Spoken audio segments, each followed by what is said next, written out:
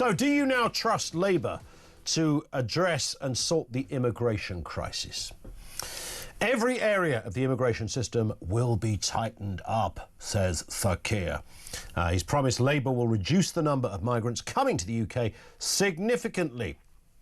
This was the press conference in Downing Street a little earlier. We'll talk to Theo Usherwood in a few moments, who was there at that conference. We'll get a sense of how this all panned out. It was the government's long-awaited immigration white paper, although, of course, crucially, which was the bit that I think lots of people were more interested in, there was no numbers given on this. There was no cap that was kind of set on this. But the proposals mean that migrants will be told they must spend a decade in Britain before they can apply for citizenship, and stricter English language requirements will be put in place. I don't think any of that, by the way, I don't think it takes much searching on this, is going to make a blind bit of difference. I don't think the badge of honour of being told you've got citizenship is necessarily the game with some of these people. If you have to waver in limbo for a bit, but knowing you're going to stay anyway while you're in limbo, I think that's fine. Doesn't really matter.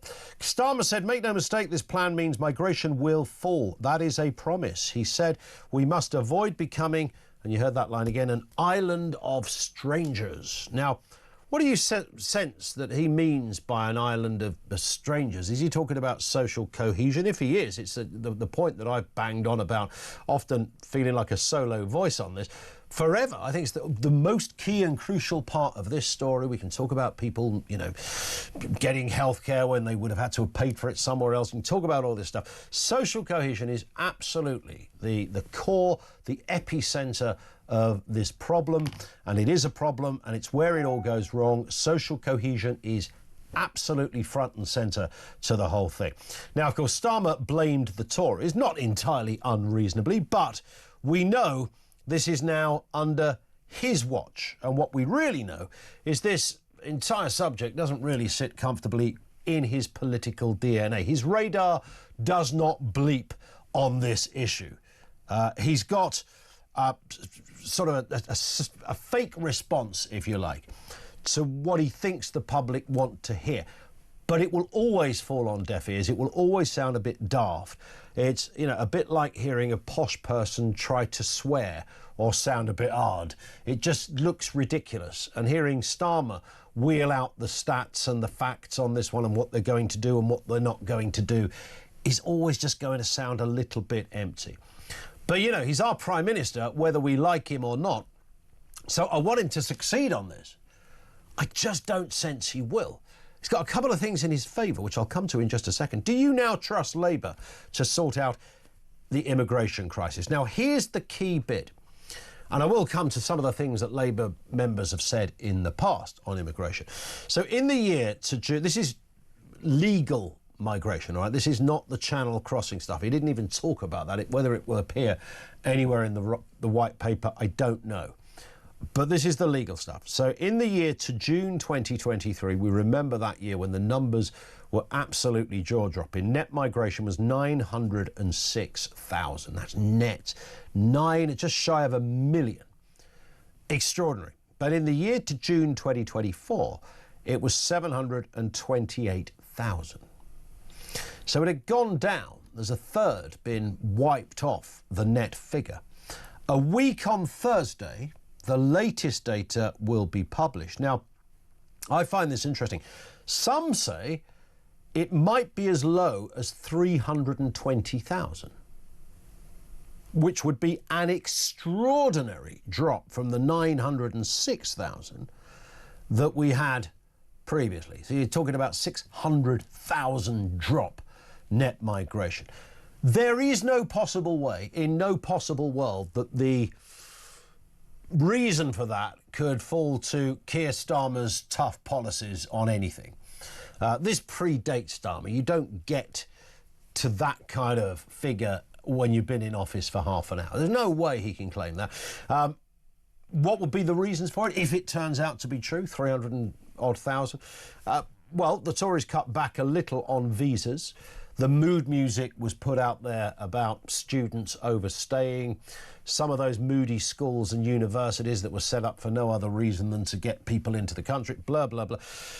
It might be all of that, but there's nothing that Keir Starmer's done since last July that's going to somehow mean he's responsible for a massive drop in legal migration. 0344 499 1000 is where you will find us. So we now have a government that's saying they're going to get tough on this. We've got this no stone unturned when it comes to immigration. They didn't always think like this, of course. Let me remind you of some of the things that the current ministers, high-profile ministers, used to say. Yvette Cooper in 2015 wanted every city, town and borough to take 10 refugee families. In 2015, she held up a sign saying, "Refugees welcome," and said the government needed to do more to help refugees. We remember 2021, a little more recent, Angela Rayner slamming arguments for the NHS to be less reliant on migration. She said our NHS would collapse without the staff who were born overseas. NHS staff don't deserve this cheap xenophobia, she said. Bridget Phillipson in 2023, just 2 years ago, attacked Tory plans to lower student migration numbers. I mean, there's a lot of got a PhD in this stuff, OK? It's not in their blood. They don't believe it. They don't think it. What I've just read out there is what they really think. What they're saying today is what they are forced to say, rather than in their inner core of political ideology. Theo Usherwood is with us to look over the big stories of the day. Of course, the question around this, Theo, is, is this Starmer's... In fact, I think he said something, you were there at the press conference today, something like, this was already in the planning. This is not a political move because of, what happened to reform. I don't believe that for 1 second. No, of course not. And nobody in the room at this morning's press conference thought that this immigration white paper, the way it was presented, and of course the substance of what was in it, had anything to do with anything other than, of course, those substantial gains that Reform made, firstly in the local council elections. They gained 2 mayors and, of course, one Runcorn and Helsby, the by-election, which was Labour's 14th safest seat in the country. So this was about the way the presentation, the effort that had been put into it, the measures that have been introduced are absolutely focused on seeing off the threat from Nigel Farage and from Reform. Yeah, indeed. There was a lot in this. However, obviously he blamed the Tories, and as I said at the beginning, not entirely unreasonable. I mean, if it's about legal numbers, illegal, whatever you want to talk about, they were in power for most of that time. And towards the end, they started to get a little stricter on things like visas, the salary thresholds and so forth. Salary, all the rest of it. That could mean in a week's time, or just over a week's time, that the latest data will look quite good in comparison to that heady figure of 906,000 a couple of years ago. Naturally, Starmer will take the he'll take the glory on that one, but it won't really be down to him, surely. No, it would be down to the measures that actually were introduced by James Cleverly, the last Conservative Home Secretary. He will of course take. He would have been the person who introduced the measures, particularly around salary thresholds, basically putting up the salary thresholds that you have to meet in order to get a visa to work in this country. Those and also removing the ability to bring a spouse or dependent into this country. And that those 2 measures were designed fundamentally to make this country less appealing to people who wanted to come and work here and gain a visa to work in, whether it be in social care or gain a more highly skilled visa as well. So that was the aim of the policy. But 300,000 is still a lot. Remember, David Cameron, when he was Prime Minister, his ambition was to reduce net migration to the tens of thousands. 300,000 for him, if I remember correctly, and I don't have the numbers going completely off the top of my head, but that would be high. Of course. It is since we left the European Union that actually, and Keir Starmer does have a point on this, that actually the numbers have spiralled out of control to that high of 900,000. That's a population that's pretty much going on for the size of Birmingham, as the PM said today. That's a huge number arriving in this country every year, and that's what the Prime Minister needs to tackle in order to see off the threat from Nigel Farage's reform. Well, let's have a little listen then. Keir Starmer speaking a few hours ago on his immigration white paper. Here he is. Now, make no mistake, this plan means migration will fall. That's a promise. But I want to be very clear on this.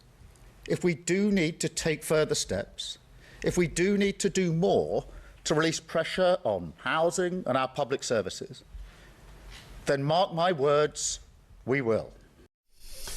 Is that brave to say it's a promise, or is he already privy to those numbers that are coming out a week on Thursday? Well, I think that he's not going to be able to claim credit, as we've just been discussing, for the numbers that come out in a couple of weeks' time, as to exactly how far net migration has fallen.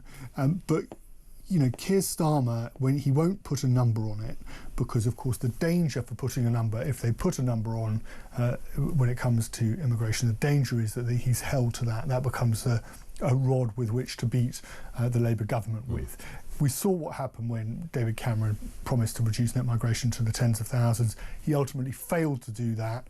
And that was one of the big reasons that we ended up with, one of the big reasons that Nigel Farage, in a previous guise as leader of the UKIP, UK Independence Party, was able to hammer home the point that we needed to leave the European Union in. So he doesn't want to fall into that trap. The other person to fall into the trap of making a promise was Rishi Sunak. Yeah. Promised to stop the boats. Did he stop the boats? Well, actually, the numbers of boats came down quite substantially, from 45,000 down to 29,000 in his last year in government, but he didn't stop the boats. No.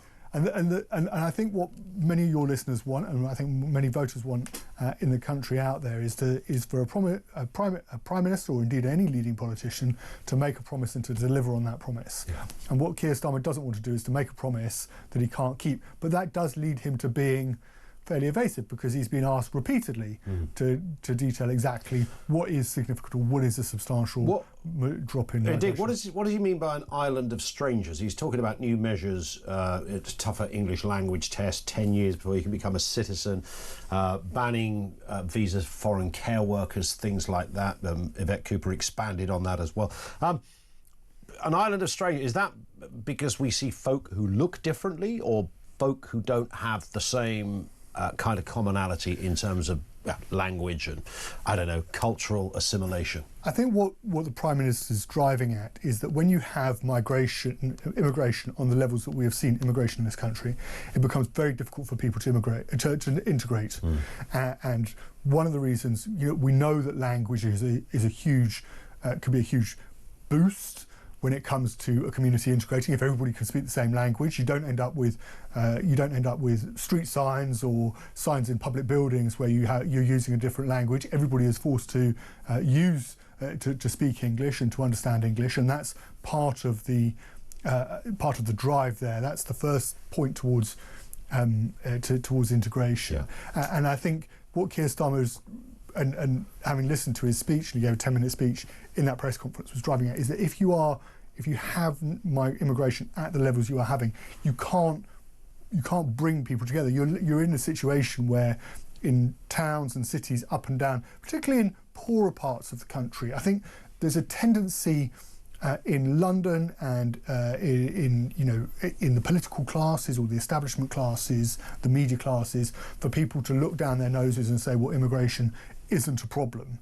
If you're living in somewhere like Scunthorpe, or you're living in somewhere like Runcorn, and you see, and of course these are the places that the Home Office, in order to reduce the tax burden, these are where they're setting up these hotels, or buying up accommodation, or contractors are coming in and saying, well, we can provide accommodation for particularly those who have crossed the channel through irregular or illegal routes into this country. Those are the communities, Ian, that are bearing the brunt of this. Yeah. And for them, and many of your listeners will live in places like this, they will be looking at saying, well, actually, my outlook, my world has changed. And I think there's a tendency, and I think this actually, we were talking about, is it in Keir Starmer's gut? Is it in the gut of Labour MPs to actually take a stand on this particular issue, or actually do they feel the necessity for a change? There's a tendency just to sort of think, well, actually, this isn't something that we worry about, but I think out there in the country, many people are worried about it, and they have legitimate concerns about it. Spending £4 million a day, these are bills that are running into tens of billions of pounds, 100%. Ultimately, And you end up in a situation at the same time where the government is cutting the winter fuel allowance, and that's a toxic mix. It's horrendous. That opens the door for reform and Nigel Farage. Well, there's the question. Do you now trust Labour on this one? Have they scuppered reform? Is reform now dead and buried as a result of Keir Starmer's incredible moment? We've seen those great speakers over the years, whether it's Winston Churchill or Martin Luther King, and today a third one pitched up, Keir Starmer. I jest, obviously. He made a bit of a speech. It was a bit half-hearted. But do you now trust Labour to sort out immigration? Some might say, actually, it's a good thing. They're in a pincer movement. They've got no choice. They have to sort out immigration.